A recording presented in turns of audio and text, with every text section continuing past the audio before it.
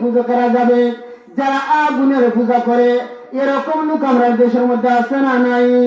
ভাইরা আমার, বন্ধুরা আমার, হযরত জিবরাইল বলে, ইয়া রাসূলুল্লাহ, ইয়া হাবিবাল্লাহ, যারা আগুনের পূজা করি ওই সমস্ত ব্যক্তিরা জাহান্নামের 6 নম্বর স্তরে যাবে।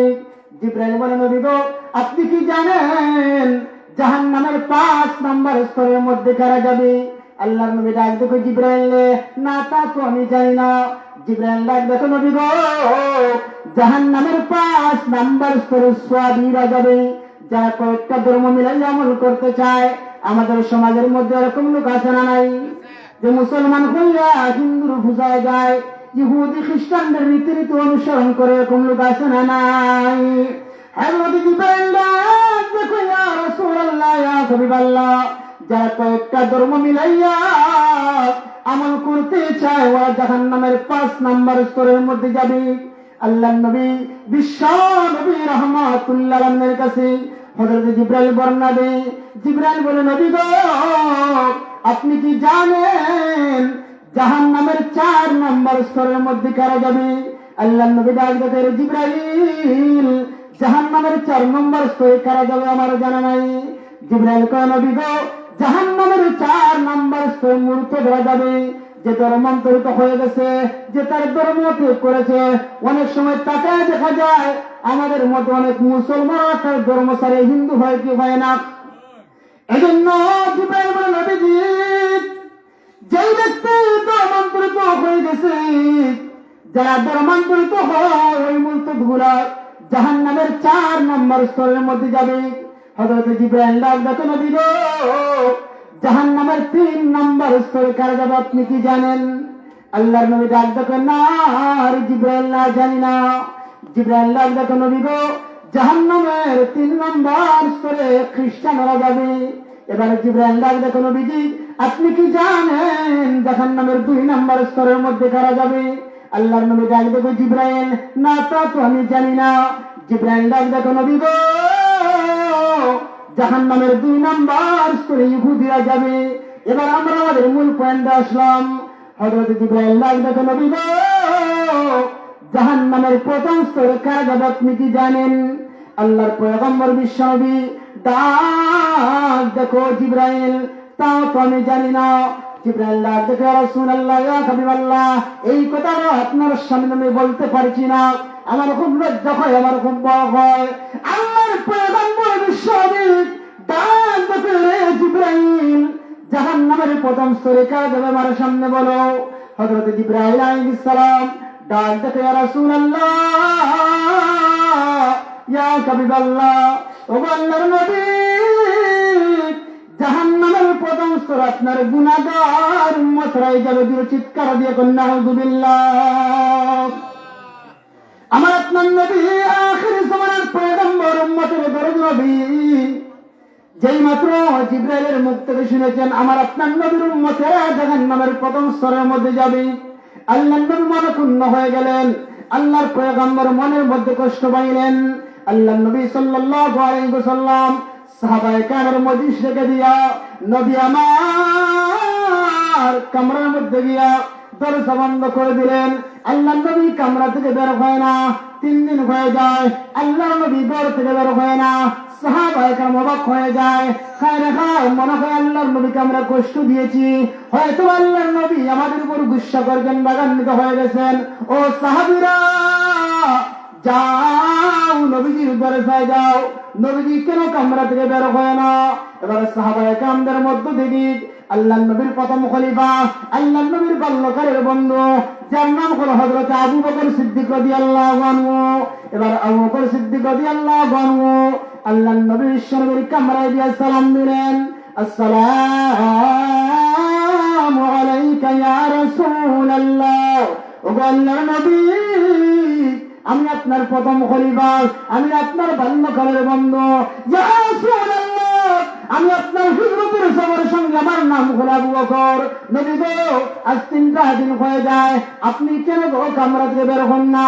মনে হয় আমরা আপনাকে কষ্ট দিয়েছি, আমাদেরকে মাফ করে দেন। ইয়া রাসূলুল্লাহ, ইয়া হাবিবাল্লাহ, নবী গো, দরজাখানা খুলে দেন। বাইরে আমার বন্ধুরা আমার, আল্লাহর নবী সৈয়দার মধ্যে উম্মতের জন্য কান্না করে দিও কেন সুবহানাল্লাহ।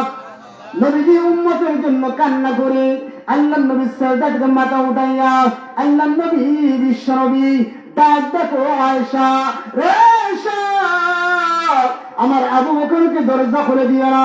যদি আবু বকর আমার কামরায় ঢুকে যায়, আমি আমার গুনাহগার উম্মতের জন্য কান্না করতে পারবো না। যেরকম সুবহানাল্লাহ।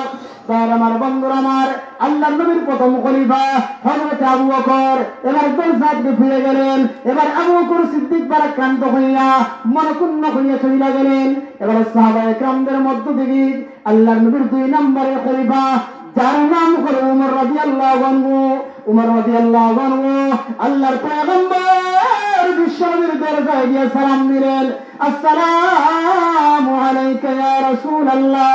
ও আল্লাহর নবী, আমি আপনার 2 নম্বরের খলিফা, আমার নাম হলো উমর গো নবীজি, দরজাখানা খুলুন। হয়তো মক্কার কোনো বেঈমান আপনাকে কষ্ট দিয়েছে, আমি উমরকে বলুন তার কল্লা উড়াইয়া দিব। বার আমার বন্ধুরা আমার, আল্লাহ নবী সেজদার মধ্যে উম্মতের জন্য কান্না করে আল্লাহ নবী সেজদাকে মাথা উঠাইয়া ডাক ডাকা, আয়েশা গো, আমার উমরকে দরজা খুলে দিও না। যদি উমর আমার কামরায় ঢুকে যায়, আমি আমার গুনাহগার উম্মতের জন্য কান্না করতে পারবো না। যেরকম সুবহানাল্লাহ। হযরত উমর ব্যর্থ হইয়া নিরুপায় হইয়া চলে গেলেন। এবার সাহাবায়ে কেরাম পরামর্শ করলেন, কোন সাহাবী দিয়া কাজ হইব না, একটা কাজ করা হোক। আল্লাহর নবীর একজন মুরব্বী সাহাবী আছে সালমান ফারসি রাদিয়াল্লাহু আনহু, সেই সাহাবীকে পাঠাই না, হয়তো নবী দরজা খুলতে পারেন। বাইরে আমার বন্ধুরা আমার, সালমান ফারসি আমার একজন মুরব্বী সাহাবী ছিলেন। যখন তিনি ইসলাম ধর্ম গ্রহণ করেন, তখন সালমান ফারসির বয়স ছিল 120 বছর। জুড়ে কোন আল্লাহু আকবার, আর জুড়ে কোন আল্লাহু আকবার। হযরত সালমান ফারসি 300 থেকে নিয়ে 350 বছরের মতো হায়াতের জিন্দেগি পেয়েছেন। এত লম্বা হায়াত কোন উম্মতে মুহাম্মদী পায় নাই এবং পাবেও না। জুড়ে কোন আল্লাহু আকবার। সালমান ফারসি রাদিয়াল্লাহু আনহু আল্লাহর নবীর মুরব্বী সাহাবী, সাহাবায়ে কেরামদের মধ্য থেকে একেবারে মুরব্বী।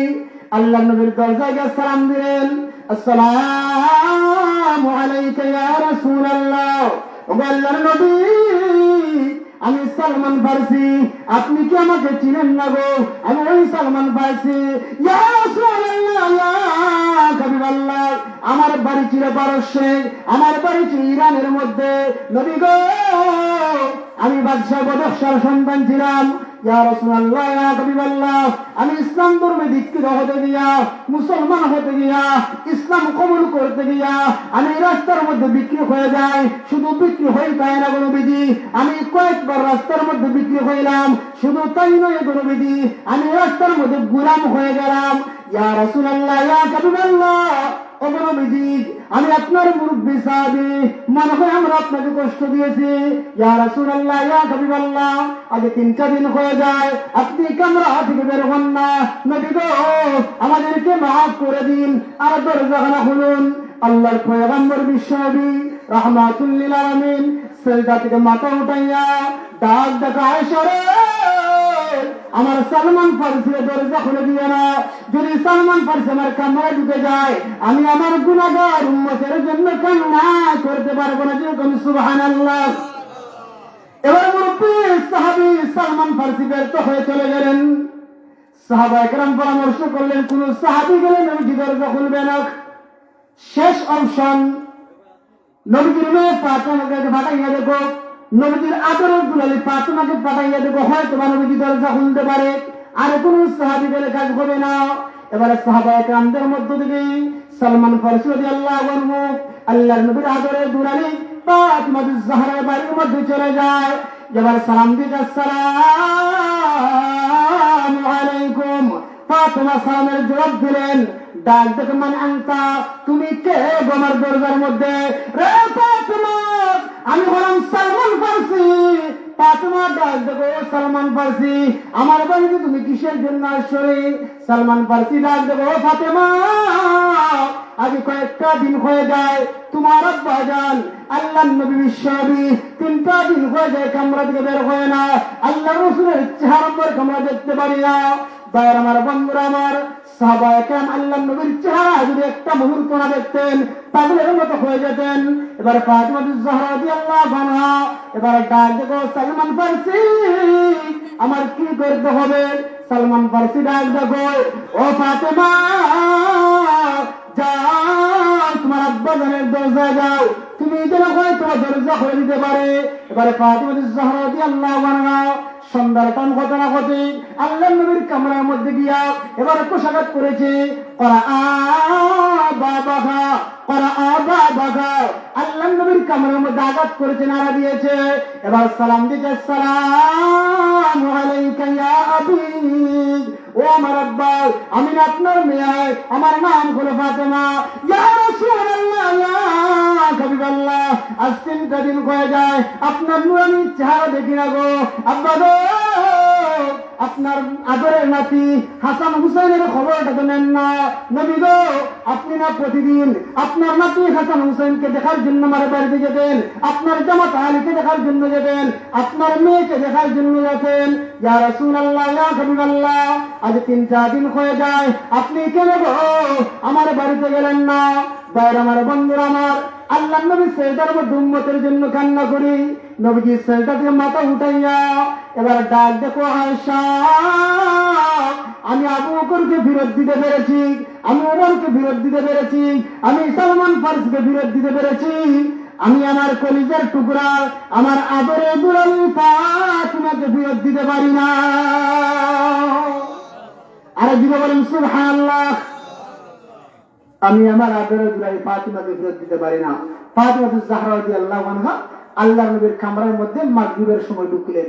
ফাতিমা জাহরা গিয়া দেখেন আল্লাহ রাসূল সাল্লাল্লাহু আলাইহি ওয়াসাল্লাম এত কান্না করতে আছেন, নবীজি সাল্লাল্লাহু আলাইহি ওয়াসাল্লামের চক্ষুটা ফুলে গেছে, চক্ষু থেকে ঝরঝর করে পানি পড়ে।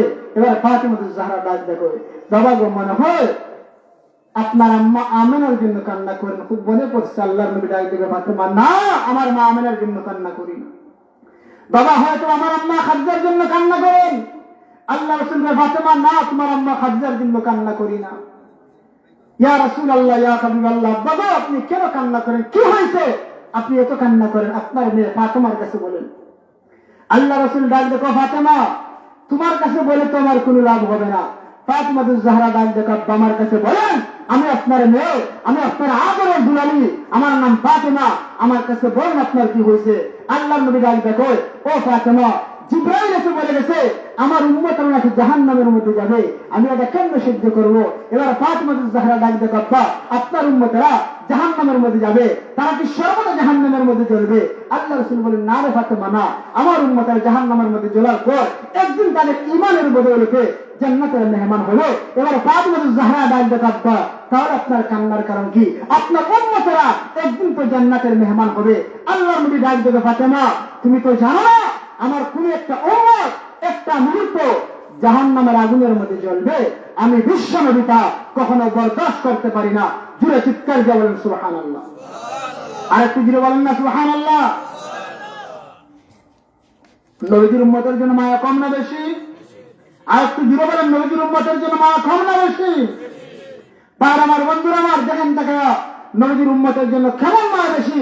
যেই নবী সারা জিন্দেগি আল্লাহুম্মা উম্মত উম্মত বলে কেটে গেছেন, নবীর কবরের মধ্যে শহীদ অবস্থায় আল্লাহুম্মা উম্মত উম্মত বলে কাটতেছেন, ওই কিয়ামতের কঠিন ময়দানে যেই দিন সমস্ত নবীরা বলবেন নফসি নফসি, আমি নিজে বেঁচে যাই, আমি নিজে বেঁচে যাই, ওই কিয়ামতের কঠিন ময়দানে একমাত্র আমার নবী রব্বি হাবলি উম্মত উম্মত বলে কান্না করবেন।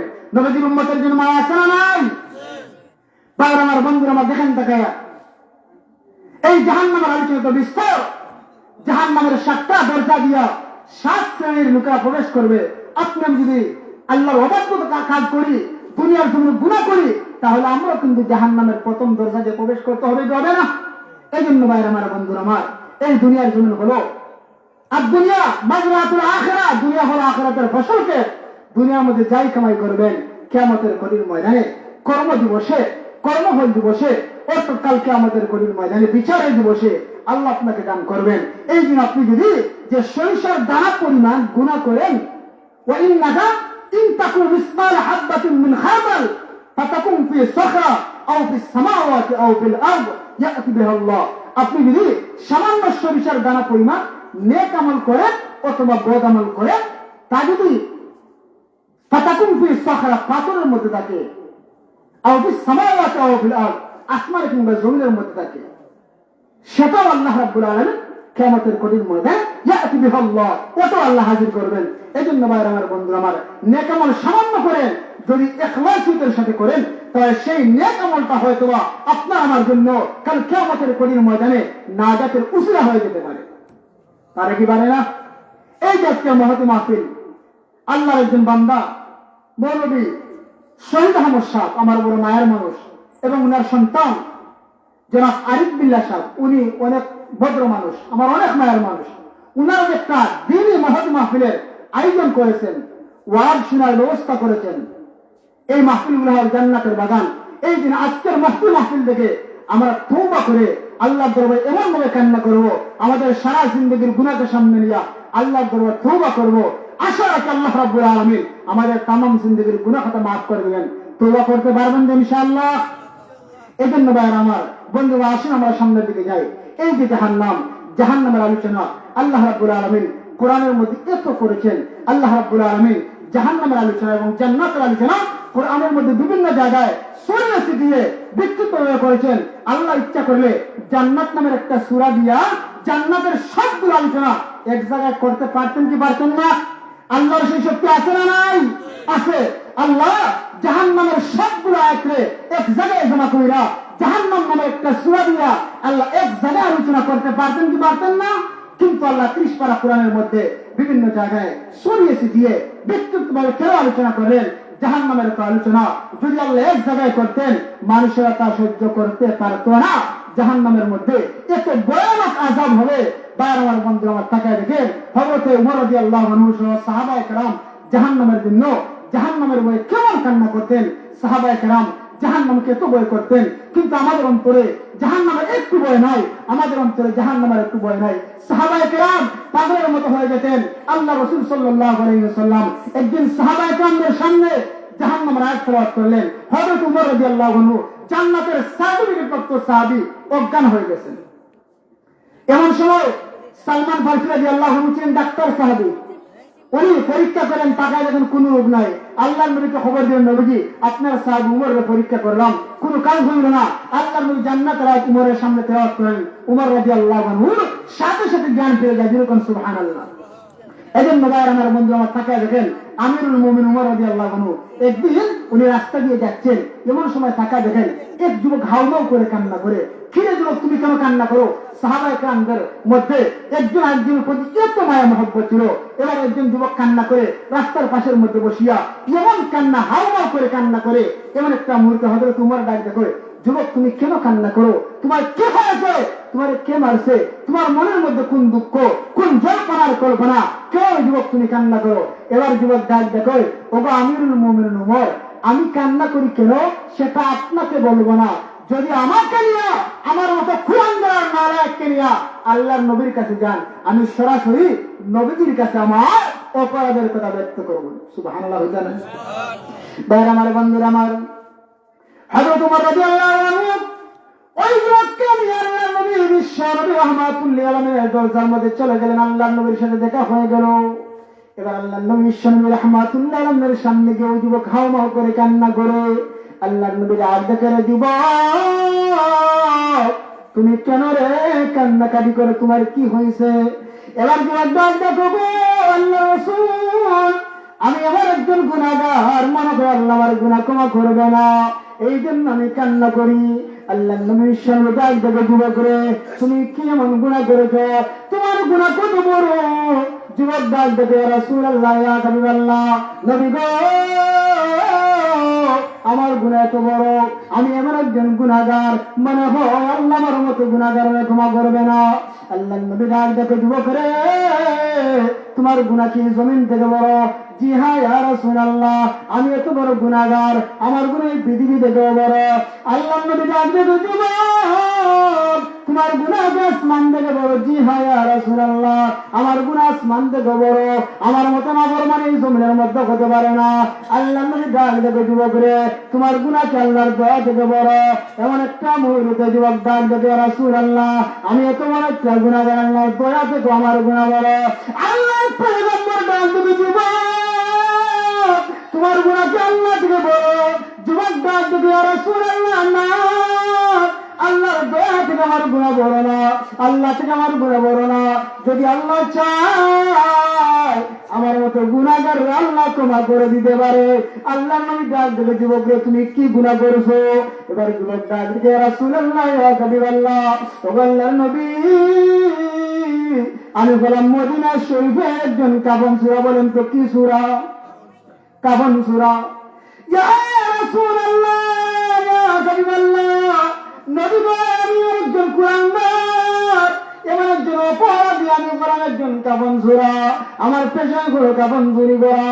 ইয়া রাসূলুল্লাহ, ইয়া হাবিবাল্লাহ, মদিনার মানুষেরা মারা গেলে আমি কবরের মধ্যে ঢুকিয়ে কাফন সূরাইয়া নিয়ে বাজারের মধ্যে বিক্রি করি, আমি এরকম ভাবে জীবিকা নির্বাহ করি। ইয়া রাসূলুল্লাহ, ইয়া হাবিবাল্লাহ, নবী গো, একদিনের ঘটনা, যখন মদিনা শরীফের মধ্যে সুন্দর একজন তরুণী মারা গেল, যখন মদিনা শরীফে সুন্দর একজন যুবতী মারা গেল, আমি রাত্রিবেলা তার কবরের মধ্যে ঢুকে যাই। যেই মাত্র কবর ঢুকলাম, আমি কাফনের কাপড়টা শুকাইলাম। ইয়া রাসূলুল্লাহ, ইয়া হাবিবাল্লাহ, মদিনা শরীফের সুন্দর মহিলা, আমি কাফনের কাপড় শুকাইয়া তাকে দিকে, এত সুন্দরী মহিলা, শয়তান আমাকে কুমন্ত্রণা দিল, যুবক রে, এত সুন্দর মহিলা, ওই মহিলা যদি জিনার কাজ করে ফেল, যেরকম নাউযুবিল্লাহ। যুবক কান্না করে ডাকতে তো, নবী গো, আমি আমার একজন গুনাহগার, মনে হয় আল্লাহ আমারে ক্ষমা করবেন না। নবী গো, যেই মাত্র আমি ওই মহিলার সাথে কবরের মধ্যে জিনার কাজ করলাম, এই মুর্দা মহিলার কাপড়ের কাপড় ছুটাইয়া আমি মুর্দা মহিলার সাথে জিনার কাজ করে ফেললাম। ইয়া রাসূলুল্লাহ, ইয়া হাবিবাল্লাহ, আল্লাহ আমার মতো গুনাহগারের মাফ করবনি। নবী কই, জানেননি কি গুনাহ করছি? যেই মাত্র আমি জিনার কাজ করলাম, ওই মহিলার জবান খুলে যায়, ওই মহিলা আমাকে ডাক দেবে, যুবক রে, এরে যুবক, তরণ করে আল্লাহর ভয় নাই, তুই কি আল্লাহর ভয় করিস না? কালকে আমাদের গলির ময়দান আমি উরঙ্গি জিনাকা হিসেবে হাসরের ময়দানে উঠবো, কবরের মধ্যে তুই আবার উরঙ্গ করে রেখে গেলে, আমার সাথে জিনার কাজ করলে, কালকে আমাদের গলির ময়দান জিনাকা হিসেবে উঠবো, আমি না করে এবার অবস্থা হাসরের ময়দানে দাঁড়াইবো। এর যুবক, তোর অন্তরে আল্লাহর প্রতি ভয় নাই।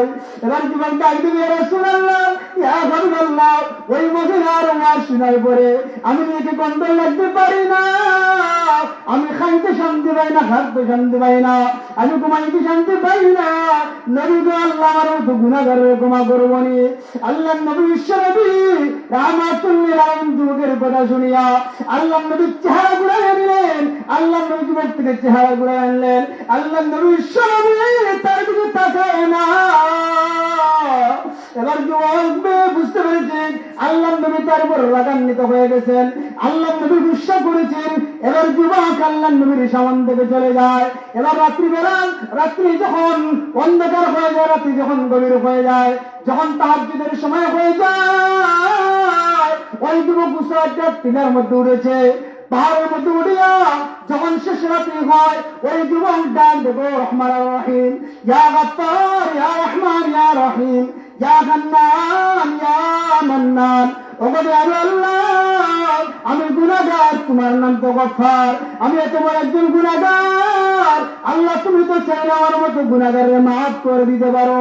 আল্লাহ, তোমার নবীর দরজায় গেলাম, তোমার নবী আমার ফিরাইয়া দিল। আল্লাহ, তোমার দরবার ছাড়া তো আমার মতো যাওয়ার কোনো জায়গা নাই।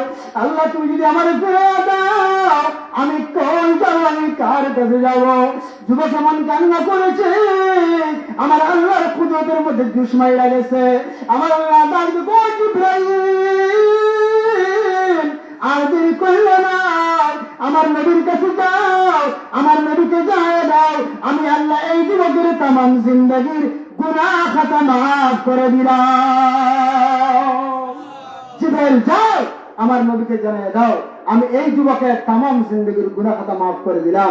এবার বলুন তো, তওবা করলে বাইরে আমার বন্ধুরা আমার আল্লাহ তাআলা মাফ করেন কি করেন না। এই জন্য খালিস নিয়তে একনিষ্ঠভাবে যে চোখের পানি ফেলে দেওয়া সবগুলোকে সামনে হাজির করে আল্লাহর দরবারে কান্না করলে আল্লাহ বান্দারে মাফ করবে। এমনকি আল্লাহ রাব্বুল আলামিন বলেন যে ব্যক্তি গুনাহ করার পর আল্লাহর দরবারে ক্ষমা চায় আল্লাহ তার গুনাহ মাফ করে দেয়, এমনকি তার গুনাহ আল্লাহ সওয়াবে পরিণত করে দেয়। যেরকম সুবহানাল্লাহ। এই জন্য ভাই আমার বন্ধু তাকায় দেখেন জাহান্নামের আযাব কত ভয়ঙ্কর। আমরা দুনিয়াতে আমরা টের পাই না, কিন্তু মারা যাওয়ার পর বুঝতে পারবেন। হাসরের ময়দানে হাসরের মাঠ এত কঠিন জায়গা হবে, ভয়ানক স্থান হবে। আল্লাহ বিচার কার্য সম্পাদন করবেন। আল্লাহ বলেন ওয়ানাদাউল মাওয়াজিনাল কিসত লিয়াউমিল কিয়ামাহ ফালা তুযলামু নাফসুন শাইআ।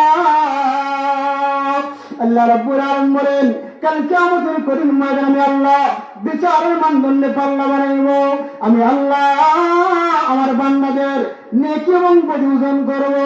আল্লাহ রাব্বুল আলামিন বলেন ফালা তুযলামু নাফসুন শাইআ। ওই দিন কারো উপর কোনো জুলুম করা হবে না। ভাইয়ের আমার বন্ধুরা আমার কিয়ামতের কঠিন ময়দানে যখন আমার আল্লাহ বিচার কার্য সম্পাদন করবেন ওই দিকে জাহান্নাম আটকানো যায় না। জাহান্নাম হাসরবাসী মানুষদেরকে গ্রাস করার জন্য খেয়ে ফেলার জন্য যা হাসরের মানে এদিকে আগায় জাহান্নাম আটকানো সম্ভব না। অমনি মুহূর্তে হাসরের ময়দানের মানুষেরা এবার চিৎকার কান্নাকাটি করে হা হা হা জাহান্নাম চলে আসছে, আমাদেরকে খেয়ে ফেলবে, হা হা হা কেমন ভয়ানক অবস্থা। এবার একটা মুহূর্তে হাসরের ময়দানের মানুষের কান্না করে আমার আল্লাহ ডাক দেখো ও আমার ফেরেশতারা, আমি তো বিচার এখনো করি নাই, জাহান্নাম আটকাও, জাহান্নাম রে লোহার 70,000 জিঞ্জির দিয়া বাদ দাও। ফেরেশতারা বাদ দেয়, কোন কাজ হয় না। আমার একটা মুহূর্তে জাহান্নাম হাসরের ময়দানে দিকে গায়। আল্লাহ রাব্বুল আলামিন ডাক দেবে ফেরেশতারা রে নাও ওই পানিগুলো নাও জাহান্নামের উপর নিক্ষেপ করো। যে মাত্র ফেরেশতারা সামান্য পানি জাহান্নামের উপর নিক্ষেপ করবে জাহান্নাম সাথে সাথে তার স্থানে চলে যাবে। এবার ফেরেশতারা বলবে আল্লাহ এ কেমন পানি দিলাগো, এক হাউজে কাউসারের পানি না বেগাতের পানি না জমজমের পানি। অমনি মুহূর্তে আমার আল্লাহ ডাক বলবেন ফেরেশতারা রে এই পানি আবে খাতের পানি না, এটা জমজমের পানি না, হাউজে কাউসারের পানি না, এই পানি হলো আমার গুনাহগার বান্দাদের কান্নার পানি। যেরকম সুবহানাল্লাহ। কান্নার পানির দাম আছে না নাই? আরো দিলে বলেন কান্নার পানির দাম আছে না নাই? বাইরে আমার বন্ধুরা আমার ওই কিয়ামতের কঠিন ময়দানে যখন আল্লাহ বিচার করবেন এবার এক গ্রুপ মানুষের বাম খাতা আমলনামা দিবেন, ওরা জাহান্নামে হয়ে যাবে। আর এক গ্রুপ মানুষের ডান খাতা আমলনামা দিবেন। আল্লাহ রাব্বুল আলামিন বলবেন এরে বান্দারা যার বাম খাতা আমলনামা পাইলা ইনতালিক ইলান নার জাহান্নামে চলে যাও। আর যা ডান খাতের মধ্যে আমলনামা পাইলা যা ডান খাতের মধ্যে আমলনামা পাইলা ইনতালিক ইলাল জান্নাহ জান্নাতের মধ্যে যাও। যেই মাত্র আল্লাহ বিচার সম্পাদন করবেন আমার আল্লাহ ঘোষণা করবেন ওই কিয়ামতের কঠিন ময়দানে আমার আল্লাহ বলবেন আসলে কেউ ও দুনিয়ার পরাক্রমশালী বাদশারা, ও দুনিয়ার রাজা বাদশারা, ও দুনিয়ার জালেমেরা লিমানিল মুলকুল ইয়াউম বল আজকের দিনের রাজত্বকার, বলো রে আজকের দিনের রাজত্বকার দুনিয়ার জমিনে বড় বাহাদুরি দেখাইতা ওই কিয়ামতের কঠিন ময়দানে আমার আল্লাহ কাকারিয়তের পোশাক পরিধান করিয়া আল্লাহ রাগান্বিত হইয়া আল্লাহ ঘোষণা করবেন। আল্লাহ কাকারিয়তের পোশাক পরিধান করিয়া কুরসির মধ্যে বসে থাকিয়া আমার আল্লাহ ঘোষণা করবেন লিমানিল মুলকুল ইয়াউম আজকের দিনের রাজত্বকার। ওই দিন নমরুদ থাকবে, সাদ্দাত থাকবে, ওই দিন বক্তরসর থাকবে, ওই দিন বড় বড় বাদশাহ থাকবে, কেউ কিছু বলবে না।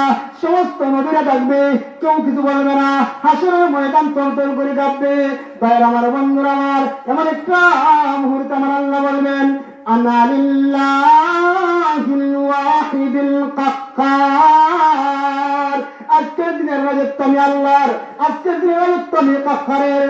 ভাইয়ের আমার বন্ধুরা আমার এবার আমার আল্লাহ ঘোষণা করবেন ওয়ামতাজুল ইয়াউমা আইয়ুহাল মুজরিমুন। ও মুজরিমেরা, ও গুনাহগারেরা, ও ফাসিক ফুজ্জারেরা, ও জাহান্নামীরা, ও বামপন্থীরা জাহান্নামে হয়ে যাও।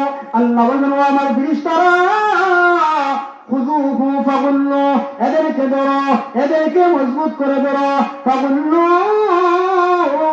এদের গলার মধ্যে দড়ি পরাও, এদের গলার মধ্যে শিকল পরাও, সুম্মাল জাহিম সাল্লু, অতঃপর জাহান্নামের মধ্যে নিক্ষেপ করো। শুধু তাই নয় ফেরেশতারা, সুম্মা ফি সিলসিলাতিন যারউহা সাবউনা যিরাআন ফাসলুকু, ও আমার ফেরেশতারা, ওদেরকে 70 গজ লম্বা, 70 হাত লম্বা জিংলা পেছাইয়া জাহান্নামের মধ্যে নিক্ষেপ করে দিলে কন্যা আউযুবিল্লাহ। যেই মাত্র বান্দাকে জাহান্নামের মধ্যে নিক্ষেপ করা হবে, জাহান্নামের ভয়ানক আগুন কেউ সহ্য করতে পারবে না। জাহান্নাম কেমন ভয়ানক স্থান হবে, এই জাহান্নাম কেমন গভীর হবে। আল্লাহ রাসূল সাল্লাল্লাহু আলাইহি ওয়াসাল্লাম একদিন সাহাবায়ে কেরামদেরকে নিয়ে বসা, এবার একটা মুহূর্তে এবার সাহাবায়ে কেরাম শুনতে পায় কি জানি একটা বস্তু নিচে নিক্ষিপ্ত হয়েছে, একটা আওয়াজ শুনতে পায়। আমরা যখন দুনিয়ার জমিনে লাঠি দিয়ে ইটা মারি কি মারি না, সামান্য আওয়াজ হয়নি, কি জানি নিচের দিকে নিক্ষিপ্ত হয়। আল্লাহ নবী ডাক দেখো, আবু হুরায়রা তুমি কি জানো রে ওই আওয়াজটা কিসের আওয়াজ? আবু হুরায়রা ডাক দেখো, আল্লাহু ওয়া রাসূলুহু আলাম, নবী গো আল্লাহ এবং তার নবী ভালো জানেন, আমি জানি না গো নবী ওই আওয়াজটা কিসের আওয়াজ। আল্লাহ নবী ডাক দেখো, রে আবু হুরায়রা আজ থেকে নিয়ে 70,000 বছর আগে আল্লাহ একটা পাথরকে জাহান্নামের মুখে নিক্ষেপ করেছিলেন। 70,000 বছর পর পাথরটা জাহান্নামের নিচে গিয়ে পৌঁছেছে। যেরকম নাউযুবিল্লাহ। জাহান্নামের কেমন গভীরতা, এত গভীর জাহান্নামের মধ্যে জ্বলতে হবে। এই জন্য ভাইরা আমার, বন্ধুরা আমার, গুনাহ করলে একটু বুঝা করবেন। ভাইরা আমার, বন্ধুরা আমার, জাহান্নামের যখন জাহান্নামের মধ্যে যাবে, জাহান্নামের মধ্যে এবার জ্বলতে জ্বলতে 1000 বছর জ্বলবে, জাহান্নামের আগুন আর সহ্য করতে পারে না। এক পর্যায়ে বান্দা এবার পেটের খেতে সহ্য করতে পারে না। ইমাম তিরমিজি রাহমাতুল্লাহ আলাইহি তিরমিজি শরীফের মধ্যে উল্লেখ করেছেন, যখন বান্দা জাহান্নামের মধ্যে যাবে, বান্দার বডিটা বিশাল বড় হয়ে যাবে। দুনিয়ার জমিনে মানুষ বড় হলে বেশি খানা লাগে কি লাগে না? মানুষের বডি বড় হলে খানা বেশি লাগে না লাগে না? যাই মাত্র জাহান্নামের মধ্যে যাবে, বডিটা মোটা হয়ে যাবে। বডি মোটা হওয়ার কারণে খানার বেশি প্রয়োজন হয়। জাহান্নামের আগুন সহ্য করতে পারে না। 1000 বছর জাহান্নামে জড়িয়া এবার জাহান্নাম থেকে আল্লাহর কাছে কান্না করে, আল্লাহ ও রব্বুল আলামিন, জাহান্নামের আগুন সহ্য করতে পারি না গো আল্লাহ। আল্লাহ যদি একটু খানা দিতা, আল্লাহ পেটের খিদে সহ্য করতে পারি না, সামান্য খানা দাও না, অমনি মরতে। আমার আল্লাহ ডাক দেখো, ও আমার ফেরেশতারা, আমার বান্দারা আমি আল্লাহকে ডাকে, আমার বান্দারা খানা চায়, আমার বান্দাদেরকে যাক্কুম নামক ফল খাওয়ার জন্য। যাক্কুম নামক ফল এমন একটা ফল যেই ফলের চতুর্দিক দিয়ে কাটা। আল্লাহ বলেন, ইন্নাশ শাজারাতাজ যাক্কুম তাআমুন আফিম কালমুহলি ইয়াগলি ফিল বুতুন। যাক্কুম নামক ফল হলো জাহান্নামীদের খাবার। এই ফলের গাছটা, এই যাক্কুম নামক ফলের গাছটা আল্লাহ আগুন থেকে উৎপন্ন করবেন। বলেন তো দুনিয়ার জমিনে আগুনের মধ্যে কোনদিন গাছ হয়নি? আপনার দিগ্রি দক্ষিণ সাগর মনে হয়, উত্তর সাগর ভারত হয়, আগুনের মধ্যে কোনদিন গাছ হয় না। আল্লাহ বলেন, ওয়া ইন্নাকা শাজারাতুন তাখরুজু ফি আসলিল জাহিম। আল্লাহ যাক্কুম নামক ফলের গাছকে আগুন থেকে উৎপন্ন করবেন, জাহান্নামের নিচ থেকে উৎপন্ন করবেন। বাইরে আমার, বন্ধুরা আমার, যাক্কুম নামক ফলে এত বিষাক্ত ফল, যে ফলের চতুর্দিক দিয়ে গেলা, যেই মাত্র ফেরেশতারা জাহান্নামী বান্দাকে যাক্কুম নামক ফল দিবে, এই ফলের মধ্যে কাঁটা আছে না নাই, ফলটা তিতা না মিঠা তা দেখার টান নাই, কারণ জাহান্নামীর পেটের মধ্যে খিদা, মুখের মধ্যে দিবে। ইমাম তিরমিজি রাহমাতুল্লাহ আলাইহি লিখেছেন, যেই মাত্র মুখের মধ্যে দিবে তার গলার চতুর্দিক দিয়ে কাঁটাবিদ্ধ হয়ে যাবে।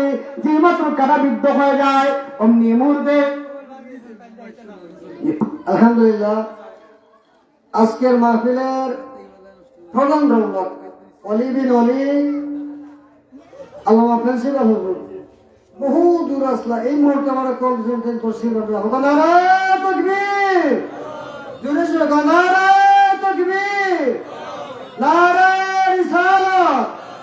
আলহামদুলিল্লাহ, আমি নিরাশ হয়ে গেছি দিলাম তাই তসিম আলীরাও একদম ধারে কাছে আইছেন আর আমরা সকলেই তাদের চিনি এরপরে তো আর আমরা পরিচিত জায়গাও বস আলিমদের গৌরব অলি বিন অলি আল্লামা হযরত মাওলানা শামসুদ্দোহা সাহেব সাবেক প্রিন্সিপাল ফতেপুর কামিল মাদ্রাসা আমরা খুশি হইলাম খুশি না আমরা সব খুশি হইলে আলহামদুলিল্লাহ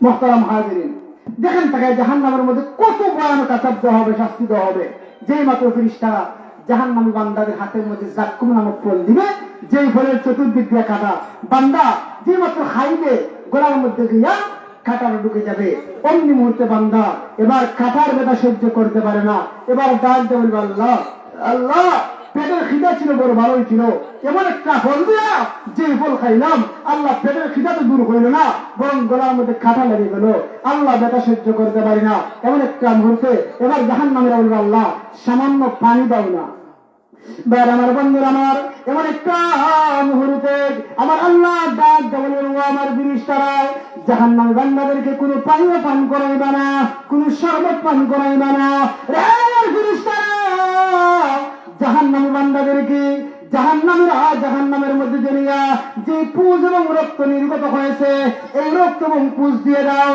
এবার ফেরেশতারা জাহান্নামের জড়িয়া যে রক্ত এবং পুজ বের হয়েছে ওই রক্ত এবং পুজ বান্দার সামনে হাজির করবে যে মাত্র জাহান্নামী বান্দার সামনে এবার রক্ত এবং পুজ হাজির করা হবে এত গরমের কারণে বান্দার চেহারা জ্বলে যাবে শুধু তাই নয় বান্দা যে মাত্র রক্ত এবং পুজ মুখের মধ্যে দিবে তার জিহ্বাটা পর্যন্ত জ্বলে যাবে তার তালুটার চারিদিকে নেমে যাবে বান্দা যে মাত্র ওই রক্ত এবং পুজ খাবে ওই রক্ত এবং পুজ জাক্কুম নামক ফলের কাঁটায় সুদাইয়া পেটের মধ্যে নিয়া নারী বুড়ি পেঁচাইয়া হাত্তা ইয়াখরুজা মিন দুবুরিহি তার পায়খানার রাস্তা দিয়ে বের হয়ে যাবে যে নাউযুবিল্লাহ তার পায়খানার রাস্তা দিয়ে বের হয়ে যাবে এত কঠিন আযাব জাহান্নামের মধ্যে এজন্য ভাই আমার বন্ধুরা আমার জাহান্নামের আগুনকে ভয় করুন আল্লাহ বলেন ইয়া আইয়ুহাল্লাযীনা আমানু ও ঈমানদার নর নারীরা ও ঈমানদার পুরুষ মহিলারা তোমরা জাহান্নামের আগুনকে ভয় করো তোমরা নিজেকে জাহান্নামের আগুন থেকে রক্ষা করো নিজের আহল বাঁচাও এজন্য জাহান্নামের আগুন থেকে বাঁচতে হবে আপনার আমার সন্তান যদি জাহান্নামের রাস্তায় চলে যায় খারাপ রাস্তায় চলে যায় সন্তানকে আপনি ফিরাই আনবেন আপনার উপর একটা দায়িত্ব আছে না নাই এজন্য ভাই আমার বন্ধু আমার তাকায় দেখেন যারা মুমিন মুসলমান যারা জাহান্নাম করে যাবে জাহান্নামীরা যারা মুমিন মুসলমান জাহান্নামে জ্বলতে এক পর্যায়ে যখন শাস্তি ভোগ করার পর আল্লাহ রাব্বুল আলামিন সমস্ত যে মুমিন মুসলমানদেরকে জাহান্নাম থেকে বের করে জান্নাতের মধ্যে দিবেন সর্বশেষ একজন ব্যক্তি থাকবে যার সরিষার দানা পরিমাণ ঈমান ছিল যার ঈমান ছিল যে ব্যক্তি একেবারে সর্বশেষে বের হবে আল্লাহ রাসূলের একজন সাহাবী আব্দুল্লাহ ইবনে মাসউদ রাদিয়াল্লাহু আনহু থেকে বর্ণিত হাদিস আব্দুল্লাহ ইবনে মাসউদ বলেন ইন্নী লা আরিফু রাজুলান আমি ওই ব্যক্তিটাকে চিনি যে ব্যক্তিকে আল্লাহ একেবারে সর্বশেষে জাহান্নাম থেকে টেনে হেঁচড়ে বের করে দিবেন ওই ব্যক্তিরা জাহান্নামের একেবারে নিচে থাকবে একেবারে নিচে জাহান্নামের একেবারে গভীর থেকে এবার কান্না করবে সব মুমিন মুসলমানদেরকে আল্লাহ জাহান্নাম থেকে মুক্ত করে দিয়েছেন একটা ব্যক্তি মাত্র বাকি ওই ব্যক্তিরা জাহান্নামের একেবারে অতল গভীর থেকে আল্লাহকে ইয়া হান্নান আর ইয়া মান্নান বলে রাখে যখন বান্দা আল্লাহর গুণবাচক নাম ধরে আল্লাহকে রাখে তখন আল্লাহ বান্দাটাকে সাড়া দিয়ে দেয় তখন সুবহানাল্লাহ ওই জাহান্নামী বান্দা জাহান্নামের অতল গভীর থেকে এবার আল্লাহকে হান্নান আর মান্নান কইয়া ডাক দেয় ইয়া হান্নান ইয়া মান্নান ও গো দয়ালু আল্লাহ আমি জাহান্নামের আগুন সহ্য করতে পারি না ও রব্বুল আলামিন আমি জাহান্নামের আগুন সহ্য করতে পারি না আল্লাহ আমি জান্নাতের মধ্যে যেতে চাই না আমি জাহান্নাম থেকে বের হইয়া জাহান্নামের পারের মধ্যে যেতে চাই আমি জান্নাতের মধ্যে যেতে চাই না অমনি মুহূর্তে আল্লাহ ডাক দিতে বান্দা রে তুমি কি চাও তুমি কি জাহান্নামের পারে যাইবা এবার বান্দা ডাক দেখো আল্লাহ জি হ্যাঁ আমি জাহান্নামের পারে যাব আল্লাহ ডাক দিয়ে বলেন বান্দা যদি তোমাকে জাহান্নাম থেকে বের করে জাহান্নামের পারে নেই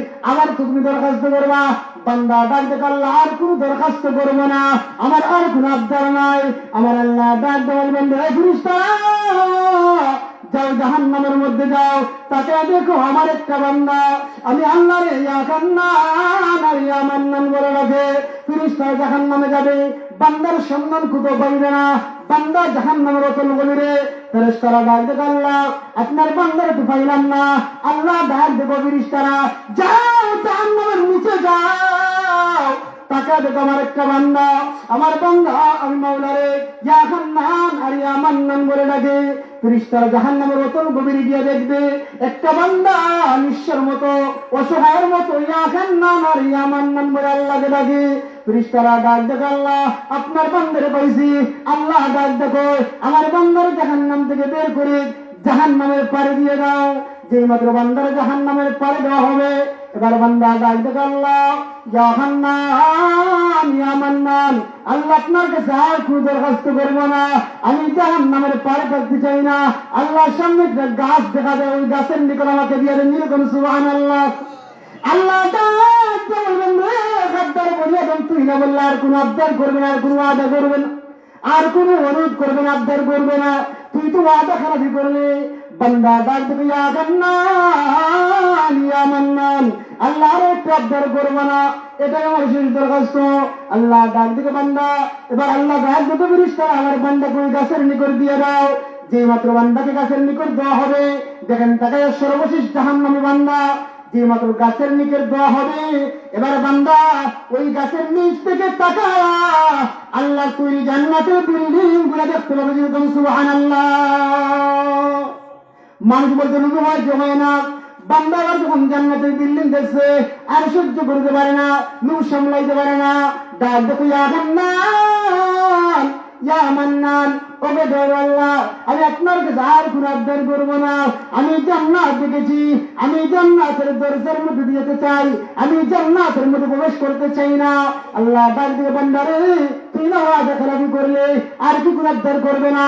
না আল্লাহ আর কোনো আবদার করবো না, কসম খেয়ে বললাম আর কোন আবদার করবো, এটাই আমার সেই আবদার। আল্লাহ ফেরেশতারা আমার বান্দাকে জান্নাতের দরজা দিয়ে দাও। যে মাত্র বান্দা জান্নাতের দরজার মধ্যে যাবে, এবার একটা মুহূর্তে বান্দা জান্নাতের দরজা থেকে সরাসরি আল্লাহ তুই জান্নাতের নাজ নামক দেখতে পাইবি, যেরকম সুবহানাল্লাহ। এবার বান্দা জান্নাতের নাজ নামক দিকে আর লোক সামলাইতে পারে না, এবার বান্দা ডাক দেখে ইয়া হান্নান ইয়া মান্নান, ওকে দয়ালু আল্লাহ, আল্লাহ গো ও আল্লাহ আমি জান্নাতের মধ্যে চিরদিনের জন্য যেতে চাই না, আল্লাহ জান্নাতের মধ্যে সামান্য সময় একটা চক্কর দেওয়ার সুযোগ করে দেন, আমি যাবো আর আসবো, আমি একটা চক্কর দিয়ে চলে আসবো। আল্লাহ ডাক দেন গাদ্দার বনি আদম তুই না ওয়াদা খারাপি করলে, তুই না ওয়াদা ভঙ্গ করলে, আরে বান্দা এখন কেন আবার দরখাস্ত করলি? বান্দা ডাক দেখ আল্লাহ আর কোন আবদার করবো না গো, এটাই আমার শেষ আবদার, এটাই আমার শেষ দরখাস্ত। আল্লাহ ডাক দেখো যা বান্দা যা ঢুক। এবারে বান্দা যে মাত্র জান্নাতের মধ্যে ঢুকবে, বান্দা শুধু সামনের দিকে আগায়। আল্লাহ এত বড় জান্নাত বানাইছেন, এত সুন্দর জান্নাত বানাইছেন। তার আমার বন্ধুরা আমার, আল্লাহ জান্নাতের মধ্যে এমন নাজ নামত বানাইছেন মা লা আইনুন রাত ওয়ালা উযুনুন সামিআত ওয়ালা খাতার আলা কলবি বাশার। আল্লাহ জান্নাতের মধ্যে এমন নিয়ামত বানাইছেন যা চক্ষু কোনদিন দেখেনি, যা কোন অন্তরে কল্পনা করেনি। এত নাজ নিয়ামত আল্লাহ জান্নাতের মধ্যে মুমিনদের জন্য বানাইছেন। ওই বান্দা এবার জান্নাতের মধ্যে ঢুকছে, এবার আর বের হয়ে আসে না। ফেরেশতারা ডাক দিতে বান্দা তুমি কেন বের হও না? বান্দা কেন বের হইতাম না, যাও আল্লাহর কাছে যাও। এবার ফেরেশতারা ডাক দিতে আল্লাহ আপনার বান্দা তো বের হয় না। আল্লাহ ডাক দিয়ে বান্দা রে তুই না বললে বের হয়ে আসবে, এখন কেন বের হস না? বান্দা ডাক দেখা আমারও যুক্তি আছে, বলেন তো কি আছে? আমারও যুক্তি আছে, আমি বাড়াইতাম না, তোর যুক্তি কি? বান্দা ডাক দেখে আল্লাহ ও রব্বুল আলামিন তোমার নবী হাদিসের মধ্যে বলেছেন, তুমি কোরআনের মধ্যে বলেছো অসংখ্য লোক জান্নাতীদেরকে বের করে জান্নাতের মধ্যে দিবে, কিন্তু তুমি কোরআনের মধ্যে তোমার নবী হাদিসের মধ্যে এই কথা বলেন নাই তুমি একটা জান্নাতি বান্দারে জান্নাত থেকে বের করে জাহান্নামে দিবে। এটাই আমার যুক্তি। এবার আল্লাহ রাব্বুল আলামিন এবার মুচকি হাসি মেরে দিবেন, যা বান্দা যা, আমি আল্লাহ তোরে জান্নাতে বানাইয়া দিলাম। এবার আল্লাহ ডাকে বান্দা যা, সিটের মধ্যে যা, আসনের মধ্যে যা, তোর বিল্ডিং এর মধ্যে যা। বান্দা এবার জান্নাতের মধ্যে যাবে, জান্নাতের মধ্যে গিয়ে দেখবে একটা সিটও খালি নাই, সব সিট বুকিং হয়ে গেছে। আল্লাহর কাছে বলবে আল্লাহ সিট তো একটু পাইলাম না, সব সিট বুকিং হয়ে গেল। আল্লাহ ডাকে বান্দা আবার যা, সিট গ্রহণ কর।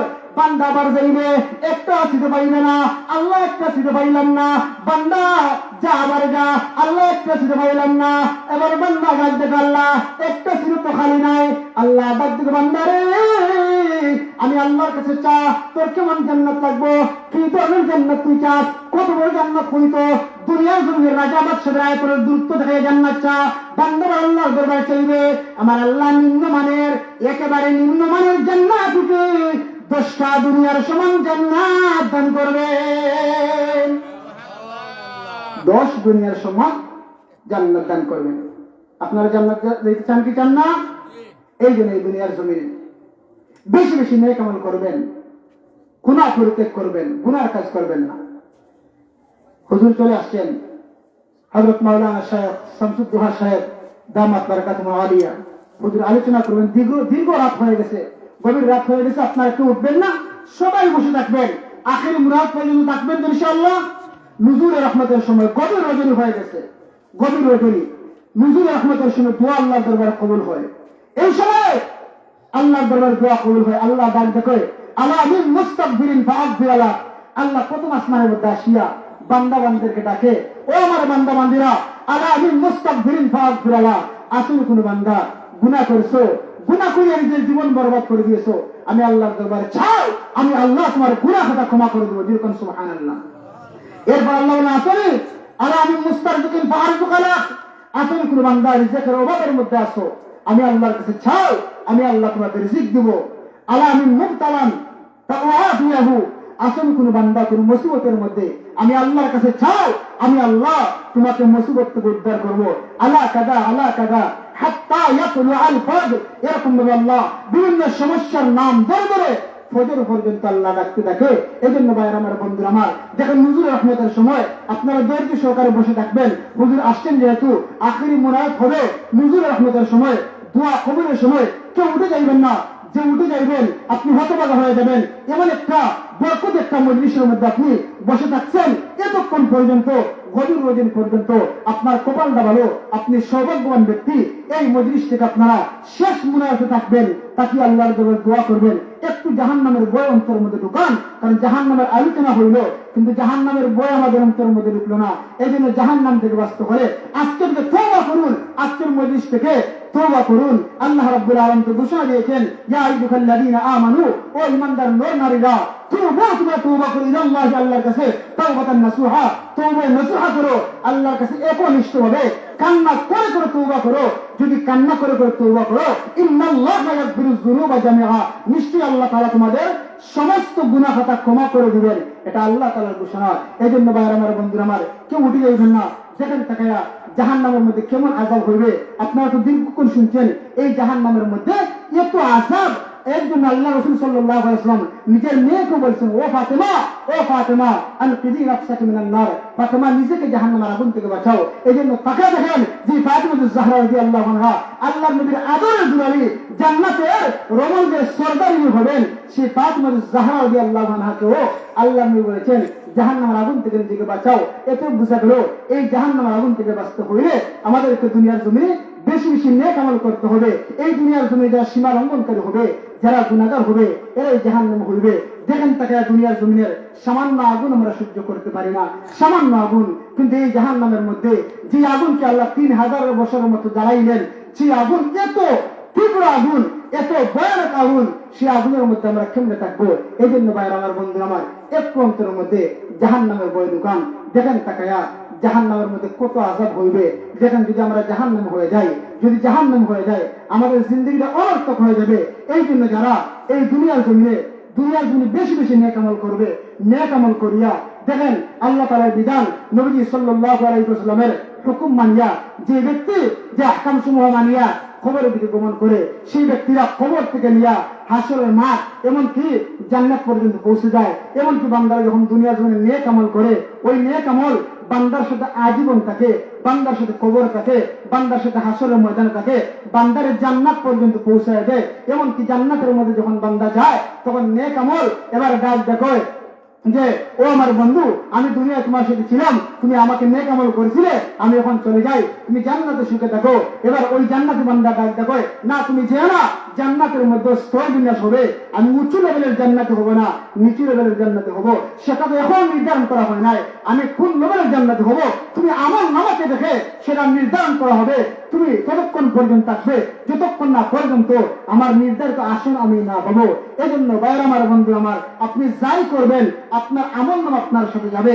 দেখেন তাকাইয়া এই দুনিয়া থেকে যখন বিদায় হইবেন কিছু নিয়ে যাইবেন না, শুধুমাত্র আজকে আমরা ল্যাংটা অবস্থায় আবার ল্যাংটা যাব, আমাদেরকে সাদা কাপড় পরাইয়া আমাদেরকে কবরের দিকে নিয়ে যাওয়া হবে, আমরা কবরে চিরকাল থাকবো। এই জন্য কারো খবর হয় জান্নাতের বাগান, আল কবর মিন রিয়াজিল জান্নাহ আও হুফরাতুম মিন হুফারিন নার, কারো খবর হয় জান্নাতের বাগান আর খবর হয় জাহান্নামের গাড়া।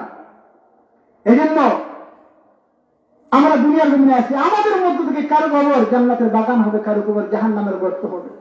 এই খবর জগৎ এত কঠিন, এত লম্বা সময়, খবরের মধ্যে এত আশা আর গজব হবে। যে ব্যক্তি সর্বশেষ দুনিয়াকে বিদায় হয়ে যাবে, ইন্তেকাল করবে, সেই ব্যক্তিটাও 40,000 বছর কবরের মধ্যে অবস্থান করবে, এরপর হাসরের ময়দান কায়েম হবে। এই জন্য ভাইয়ের আমার, বন্ধুরা আমার, গভীর রজনী অন্তত আল্লাহর দরবারে তওবা করবেন, যা গুনাহ করা করেছেন আর গুনাহ করবেন না। হাত তুলে আল্লাহকে দেখাইয়া দেন, তওবা করতে পারবেন তো ইনশাআল্লাহ।